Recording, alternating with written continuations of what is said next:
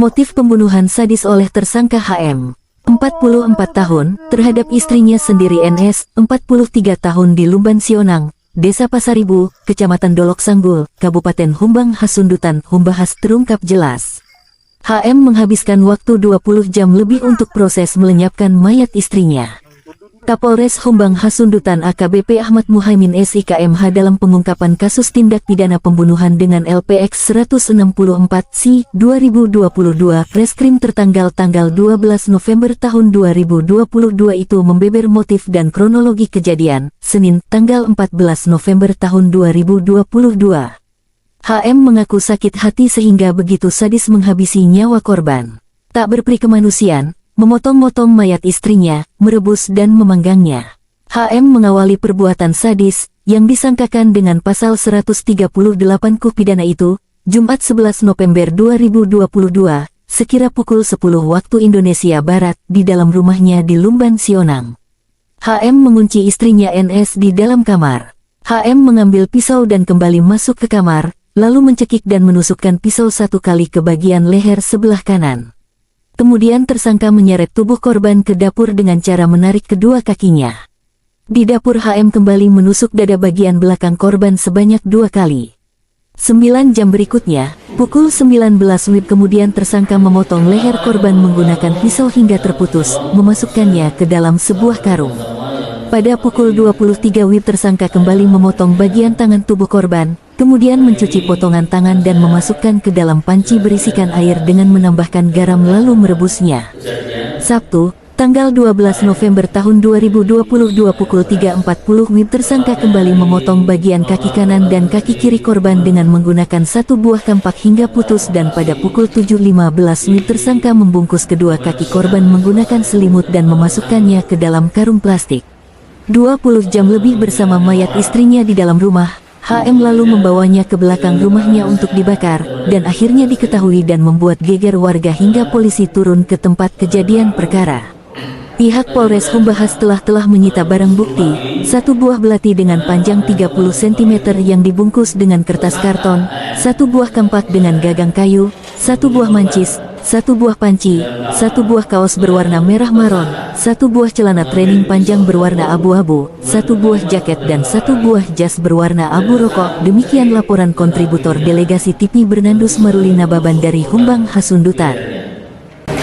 Kemudian setelah korban tersungkur, diucap dengan korban ditusuk bagian dada 2 kali.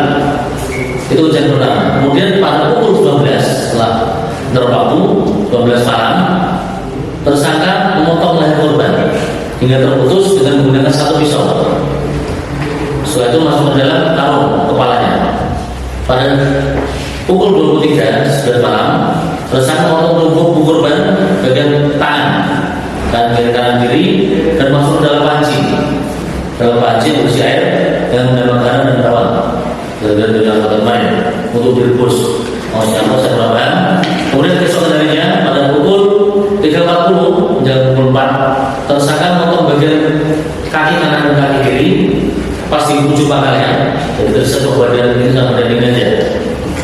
Dengan menggunakan satu buah kapak mengkapanya hingga terputus kakinya. Kemudian pada pukul 7.15 atau 7.30 diketahui oleh saksi bahwa tersangka membungkus kedua kaki korban menggunakan selimut warnanya merah dan itu dimasukkan dalam satu karung plastik, kemudian membawanya ke belakang rumah sekitar 50 meter agak turun di kebun untuk dibakar menggunakan satu buah mancis. Tersangka motifnya 10 meter agak turun di kebun untuk dibakar menggunakan satu buah mancis. Tersangka motifnya ini penting karena spasial nanti motif yang diterima dari keterangan pelaku sendiri karena sakit hati bagaimana tidak saya sering menjelaskan sakit hati perlakuan korban pertama. Barang bukti kita sita dari TKP dan kita telah melakukan TKP bersama dengan tim laporan dan tim identifikasi Polda Sumut kemarin sampai pukul 4 sore, yaitu kita amankan satu buah belati dengan panjang 30 cm ini.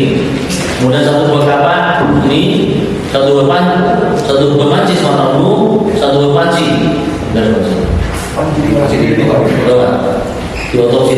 Satu buah kos karena panci berisi tangga ya, jadi harus terpisah. Satu buah kos berwarna berkerah merah malam. Kemudian satu buah jas bertuliskan dengan vest di situ. Satu buah jas berwarna blue. Saksi yang telah periksa sebanyak 4, namun yang satu karena masih anak adopsi dia ke sana, jadi kita belum ada perbandingan nanti. Jadi 3 orang kita periksa, mana T coba dibangun dan korban T tadi. Untuk pasal tersangka saat ini adalah sudah segera tadi 340 dan 38 dari KUHP mengancam pidana mati atau pidana seumur hidup atau paling lama 20 tahun. Sementara itu saja rekan dari saya. Silakan di Pak Kasar Eskrim untuk menjelaskan semuanya. Oke, terima kasih.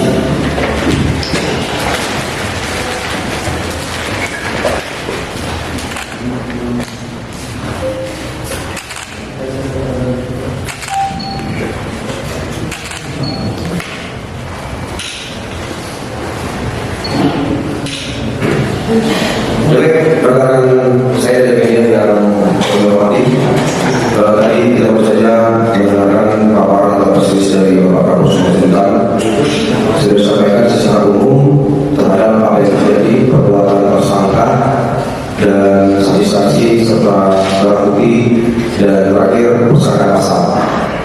Ada yang ingin ditanyakan lagi ke rekan media? Silakan. Dari sakitnya seperti apa Pak? Ya, baik, untuk motif tadi disampaikan Pak Kapolres sakit hati. Jadi berdasarkan hasil pemeriksaan kami terhadap tersangka ini merasa sakit hati terhadap korban atau istrinya ini dengan perbuatan perlakuan dari si istri yang dilakukan itu kasar. Potongan tangan ini itu sudah dimasukkan ke dalam panci, ya kan, korban ke dalam panci kemudian berisi air, dan ada kami temukan di TKP ya, ada di dalam panci itu tangan, air, kemudian ada bawang dan darah. Untuk dimakan dulu belum Pak. Informasi yang kami dengar, anaknya ditanya pengurus depan, anaknya udah makan apa enggak, katanya udah. Apa ikannya? Sup itu katanya, dikasih tunjuknya sup yang dipanci itu. Apa itu Pak? Ya, kalau untuk itu tidak benar ya, karena kami lihat dari olah TKP kami itu supnya belum dikonsumsi atau dijamak, namun memang sudah ada air di situ. Ya, Air artinya itu sudah dimasak. sudah dimasak. Berarti dia juga niatnya Pak, membunuh istrinya. Iya. Makanya tadi setelah kami melakukan pemeriksaan secara intensif, ya, kita kumpulkan bukti-bukti di lapangan, kemudian malam juga kita lakukan olah TKP ulang kembali bersama tim dari Polda, yaitu lapor Polda Sumut dan Inafis Ditkrim Polda Sumut. Ada yang mencoba ya, seperti tadi yang disampaikan Pak Kapolres, ya, mulai dari tempat atau lokasi pertama dia melakukan pembunuhan tadi, yaitu di kamar, karena undang-undang awalnya kan di dapur. Nah, inilah ada faktor lainnya. Satu lagi Pak, bagaimana sekarang kondisi anak korban? Apakah mengalami gangguan psikologis atau bagaimana? Kondisinya bagaimana sekarang? Ya, terima kasih. Jadi untuk kondisi dari psikis anak korban, tersangka juga secara kasmata masih dalam keadaan baik, ya. Dan kami ini sudah melakukan juga seperti pendekatan, ya. Oleh PPA kami, waktu itu kejadian, itu anaknya langsung kami bawa kemari, dan kami didampingi oleh dinas PPD PPA Ibu Eni itu untuk melihat secara langsung psikologis anak, ya, puji Tuhan anak dalam keadaan baik atau normal. Hasil visumnya udah keluar ya Pak? Untuk hasil otopsi belum?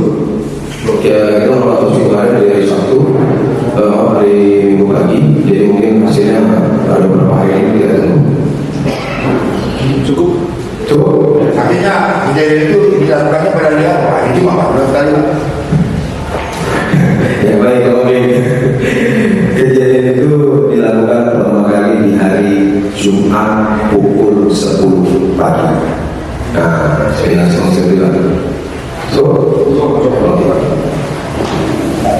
Si suami yang mungkin menurut tersangka tidak layak dan seperti itu untuk motifnya. Jadi kami sampaikan juga kepada media supaya tidak membias asumsi di luar sana yang liar, makanya kita sampaikan apa motif dan kejadian sebenarnya. Silakan ya. Terus bagaimana dengan rumor yang bahwa tersangka pernah dikatakan masuk ke rumah sakit jiwa? Apakah itu benar? Ya, baik, terima kasih untuk pertanyaannya. Jadi setelah kami melakukan penyidikan, kami berinformasi dari keluarga tersangka bahwa tersangka ini pernah dirawat di rumah sakit jiwa Medan di tahun 2004, ya, dengan masa waktu sekitar 1 bulan perawatan itu. Namun kami tanyakan dari keluarga juga dan untuk tersangka setelah itu tidak ada permohonan kembali. Baik.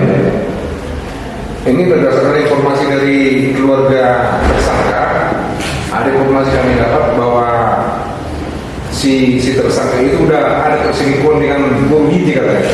Udah dititipnya surat ke Bung Giti itu bahwa dia sama istrinya itu mau diselesaikan, mau dibunuh. Kita harus jadi suami istri katanya itu, Pak.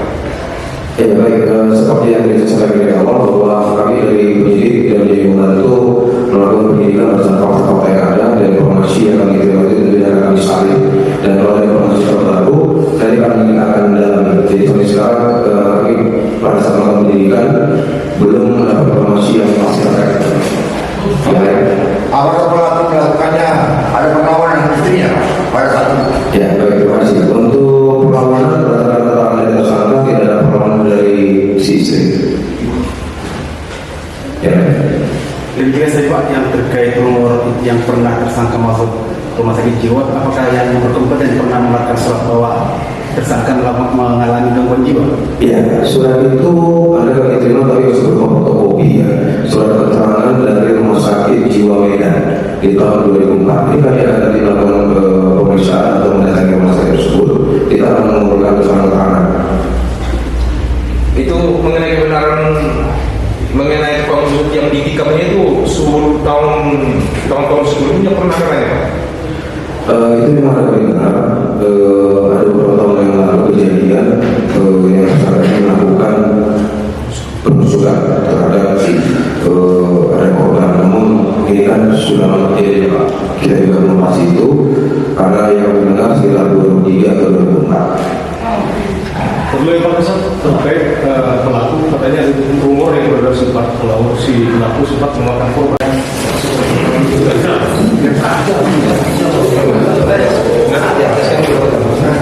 Dari belakang aja, Pak. Atau mungkin video dari depan aja.